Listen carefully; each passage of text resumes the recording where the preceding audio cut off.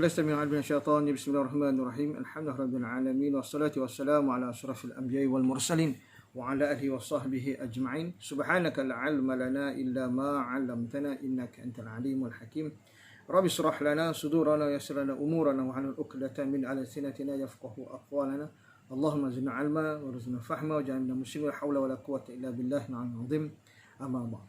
Assalamualaikum warahmatullahi taala wabarakatuh. Apa khabar pada pengurusi EJK Ahli Qaryah Masjid Sarjana Utama. Moga-moga semua dalam keadaan sihat insya-Allah.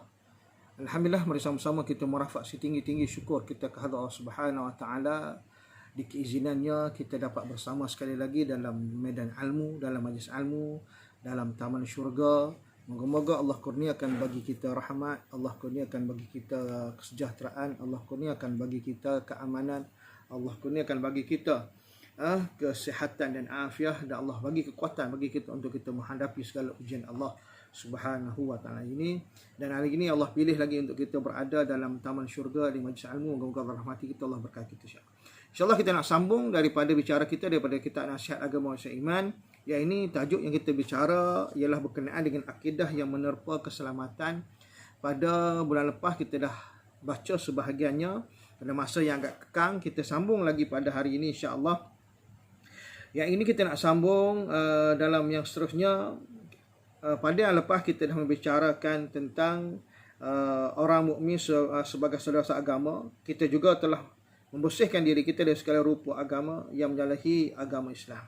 Jadi hari ini kita nak sambung, kita mempercayai terhadap semua kitab yang diturunkan oleh Allah Subhanahu wa taala daripada langit. Kena percaya. Kerana apa? Ia juga termasuk dalam akidah kita. Iaitu beriman kepada kitab. Beriman kepada kitab. Seperti mana firman Allah Subhanahu wa taala yang berbunyi, A'udzubillahi minasyaitonirrajim. Bismillahirrahmanirrahim.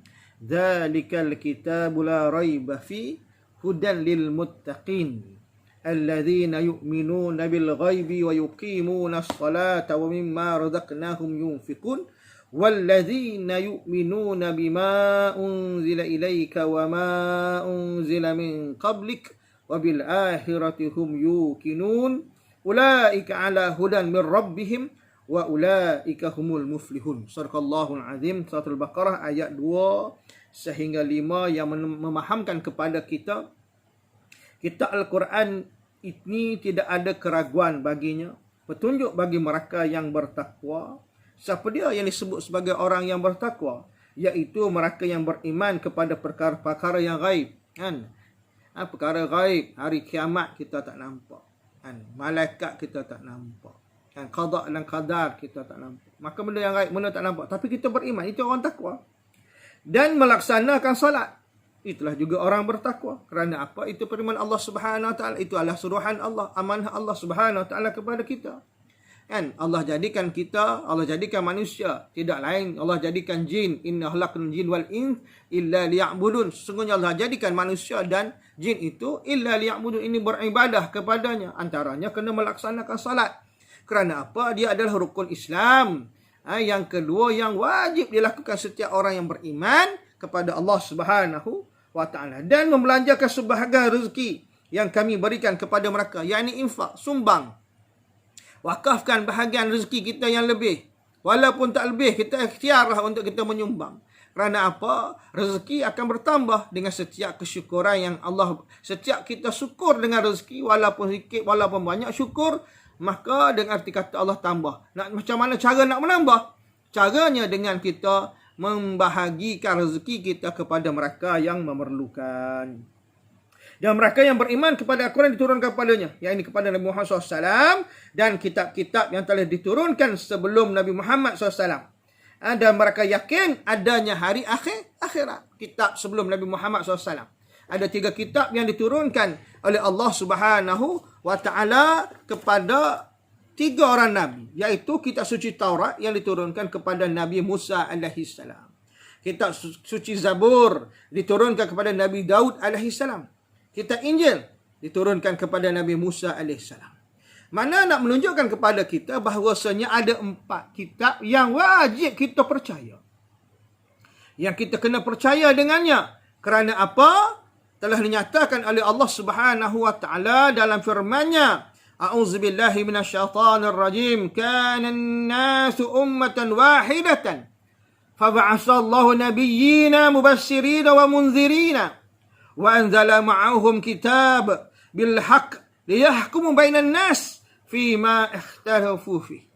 Surah Al-Baqarah ayat 213 yang bermaksud manusia itu ialah umat yang satu. Umat yang satu. Lalu diutuskan oleh Tuhan nabi-nabi. Allah mengutuskan setiap umat itu ada nabi-nabi. Pembawa berita gembira, mubasyirina, yakni membawa berita gembira, wal munzirina, dan menyampaikan peringatan. Itu tugas Nabi. Tugas Nabi lagi Rasul, dia menyampaikan berita gembira bagi orang yang taat kepada Allah, orang yang sungguh-sungguh takut kepada Allah, orang yang sungguh-sungguh tunduk dan patuh kepada Allah. Dan dia juga menyampaikan munzirina, ini peringatan, inzar, peringatan kepada mereka yang derhaka kepada Allah. Peringatan supaya mana kita tidak derhaka kepada Allah kepada Allah Subhanahu wa taala.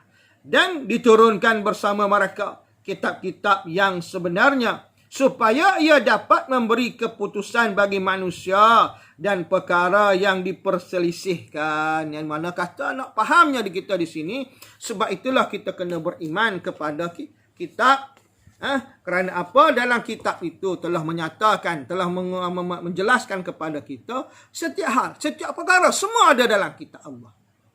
Kita nak cari bab nikah dalam kitab Allah, nak cari bab perusahaan, peladangan, nak cari tentang automobil, tentang otomotif dan sebagainya, semua ada dalam kitab Allah Subhanahu wa taala. Begitu juga dalam hukum-hukum syariat sekalipun.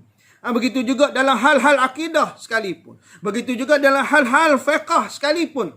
Segalanya termaktub dalam Al-Quran seperti mana yang telah dinyatakan oleh Allah Subhanahu wa taala, ma'ahum kitabun bil haqq liyahkumu bainan nas fi ma ikhtalafu fi. Dengan Al-Quran tadi, kita sebagai umat Nabi Muhammad sallallahu alaihi wasallam diutuskan Al-Quran sebagai petunjuk. Diutuskan Al-Quran sebagai petunjuk, diutuskan Al-Quran sebagai memberi tunjuk ajar, memberi pengetahuan, memberi ilmu kepada kita. Sehingga mana kita memahami segala hukum yang terdapat di dalam Al-Quran. Sebab itulah Allah nyatakan Al-Quran diturunkan dalam Inna anzalnahu Qur'ana Arabiyyan la'allakum ta'qilun.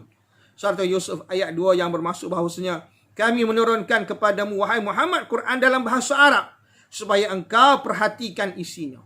Sebab itulah tuan-tuan ibu rahmati Allah Subhanahu wa taala, Al-Quran diturunkan dalam bahasa Arab. Satu bahasa yang sangat indah, satu bahasa yang sangat hebat, satu bahasa yang dikuasai pada satu ketika dahulu. Satu ketika dahulu bahasa Arab ini dikuasai oleh bangsa-bangsa Eropah juga. Kerana apa? Bahasa Arab adalah satu bahasa international sebenarnya. Kalau dulu orang-orang Spanyol kan disyaratkan mereka kena belajar bahasa Arab. Hatta disyaratkan juga dalam satu ketika tu tuan-tuan ibu rahmati Allah Subhanahu wa taala, satu syaratnya adalah untuk pernikahan juga diperlukan belajar bahasa Arab. Tak boleh bahasa Arab tak boleh nikah dengan anak dia. Itu dah sejarah tuan-tuan. Sebab itulah kita Masya Allah orang Melayu, Allah beri kelebihan dapat menguasai bahasa-bahasa. Banyak bahasa orang Melayu boleh sebut. Boleh cakap belakang, lidah orang Melayu ni hebat. Tuan-tuan. Lidah orang Melayu ni hebat. Sehingga mana kita ni orang Melayu boleh baca Al-Quran dengan fasahah. Masya Allah, tabarakallah. Lidahnya boleh menyebut itu, menyebut ini. Masya Allah, tabarakallah. Sebab itulah, tuan-tuan ibu rahmati Allah Subhanahu wa taala, kita kena percaya segala kitab yang diturunkan oleh Allah Subhanahu wa taala kepada kepada kita. Kerana apa? Ia dusturna. Al-Quranu dusturna. Al-Quran itu perlembagaan. Hudan linnas. Dia memberi petunjuk kepada seluruh manusia. Bukan hanya orang Melayu, bahkan seluruh manusia. Sebab itu Al-Quran disebut sebagai hudan linnas. Sebagai petunjuk seluruh manusia. Memberi petunjuk segala yang benar dalam Al-Quran. Sebab itulah dalam apa juga keraguan kita, tuan-tuan yang berahmati Allah, baliklah kita kepada Al-Quran. Kerana apa? Dia mampu memberi petunjuk kepada kita ke jalan yang benar. Al-Quran ini sebagai Google kita. Al-Quran sebagai wave kita, sebagai kompas kita kalau kita tersasar daripada laluan yang sebenarnya. Jadi tuan-tuan rahmati Allah Subhanahu wa taala, saja sempat pada hari ini kita bicarakan tentang akidah menurut Penselamatan, iaitu beriman kita kepada kitab yang diturunkan oleh Allah Subhanahu wa taala daripada langit. Wallahu a'lam bissawab. Yang baik itu datang daripada Allah Subhanahu wa taala, yang silap Quran itu daripada lemahnya daripada saya. Mohon maaf kalau terkasar bicara, mohon maaf kalau ada terkasar bahasa. Moga-moga Allah rahmati kita, Allah berkati kita, Allah kurniakan rahmat kepada kita, Allah kurniakan kesejahteraan kepada kita, Allah kurniakan keafiatan kepada kita untuk kita menghadapi pandemik COVID-19 ini. Dan moga-moga Allah sentiasa pilih kita untuk kita berada dalam di dalam jalan kebaikan, dalam jalan yang menuju kepada syurga Allah Subhanahu wa taala. Wallahu a'lam. Saya akhiri dengan lafaz yang mulia. Assalamualaikum warahmatullahi taala wabarakatuh. Sehingga bertemu lagi di lain masa. Assalamualaikum.